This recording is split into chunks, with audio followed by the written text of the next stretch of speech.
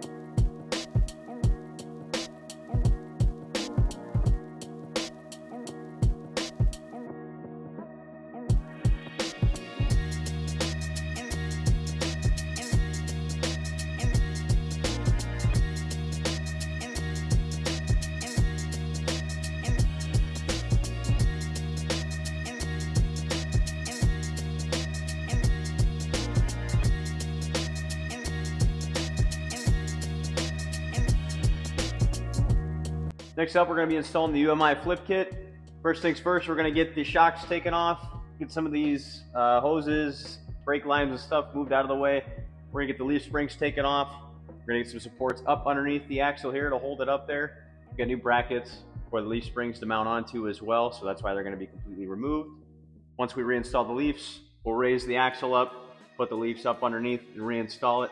And then I have to get my fabricator here to do the Boss welding relocation kit. So let's get after it, get it all taken care of.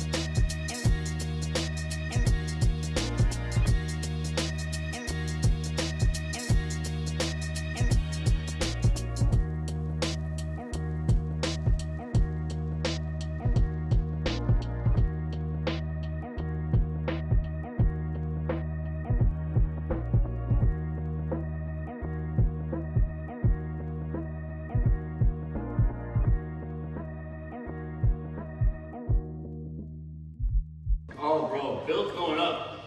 I didn't consent to this.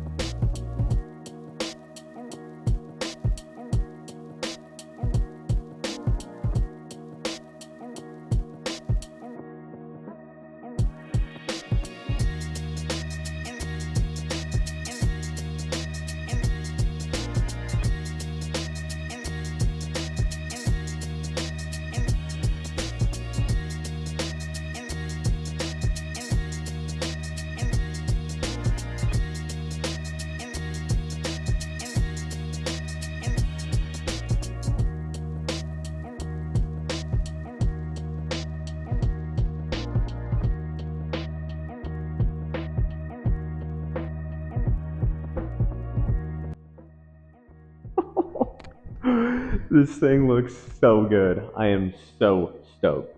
Just went and got some content of it. I swapped the bead locks over from the supercharged truck, which is on the hoist right now. And oh my God, this thing looks so good, dude. I don't know what it is about these regular cabs, but God damn, they look good. Oh my God. Just perfect. Absolutely perfect.